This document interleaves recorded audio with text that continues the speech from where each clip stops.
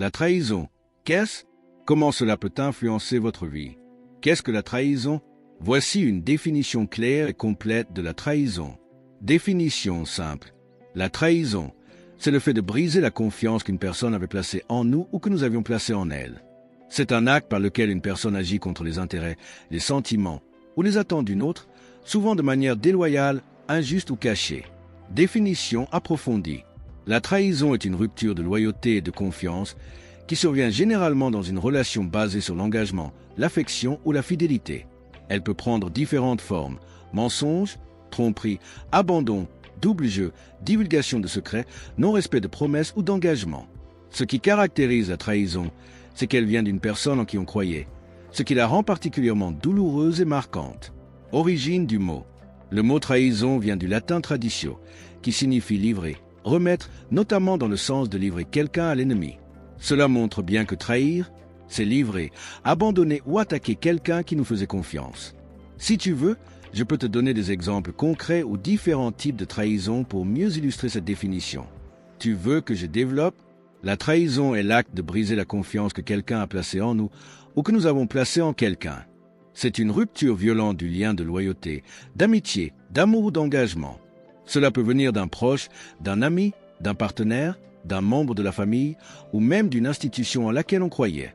Ce qui rend la trahison si douloureuse, c'est qu'elle vient de l'intérieur. On ne peut être trahi que par quelqu'un en qui on avait confiance. Et les différentes formes de trahison. 1. La trahison affective. Quand un conjoint, un ami ou un membre de la famille agit contre nous. Adultère, mensonge, manipulation, double jeu. 2. La trahison professionnelle. Un collègue qui vous sabote, un associé qui vous vole une idée ou vous exclut du projet. 3. La trahison sociale et morale. Quand une personne ou un groupe en qui vous aviez foi, communauté, religion, mentor, ne respecte pas les valeurs qu'il prétend défendre. 4. La trahison envers soi-même. Ne pas respecter ses propres valeurs, ses rêves, par peur ou faiblesse. Se trahir soi-même est parfois la forme la plus douloureuse. 2. Les impacts de la trahison sur votre vie. 1. Sur le plan émotionnel. Douleur profonde, blessure du cœur et de l'âme. Colère et rancune contre la personne et contre soi-même pour avoir fait confiance. Perte de confiance, difficulté à s'ouvrir de nouveau. Sentiment d'abandon et de solitude. Sensation que personne n'est digne de confiance. 2. Sur le plan mental. Rumination, repasser la scène en boucle. Baisse de l'estime de soi. Pourquoi moi? Que ai-je fait pour mériter ça? Méfiance généralisée, peur d'être de nouveau trahi. 3. Sur le plan physique.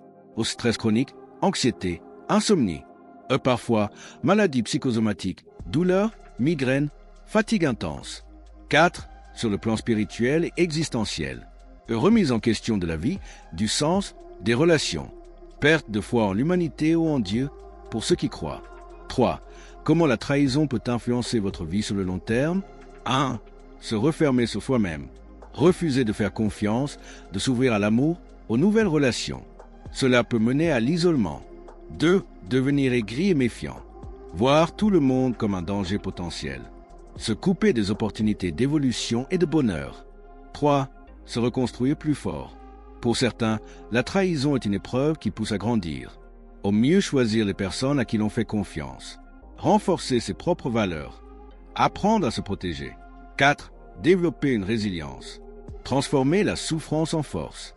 Utiliser la trahison pour mieux se connaître et évoluer. 4. Comment surmonter une trahison? 1. Accepter la douleur. Ne pas nier. Reconnaître que l'on souffre est le premier pas. 2. Exprimer ses émotions. En parler à quelqu'un de confiance. Écrire, crier, pleurer. Libérer la charge émotionnelle. 3. Analyser sans se juger. Comprendre ce qui s'est passé, sans tomber dans la haine de soi ou l'obsession de se venger. 4. Pardonner, si possible. Attention, pardonner ne veut pas dire oublier ni accepter. Le pardon est un acte pour soi, pour se libérer de la douleur. 5. Rebâtir la confiance petit à petit. Apprendre à refaire confiance à soi-même et aux autres, mais avec discernement. 6. Se protéger à l'avenir. Mettre des limites claires. Écouter son intuition. Apprendre à dire non. Conclusion.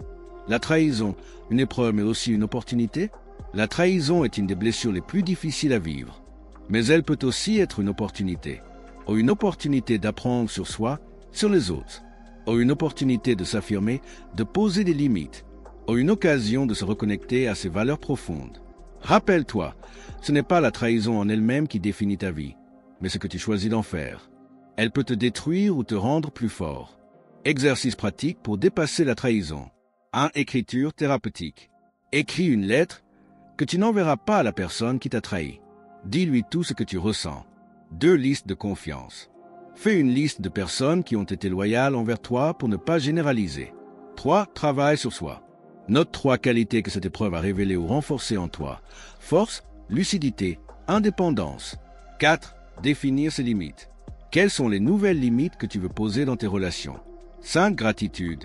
Chaque soir, note 3 choses positives dans ta vie pour nourrir la confiance en la vie malgré tout. T'es-tu retrouvé?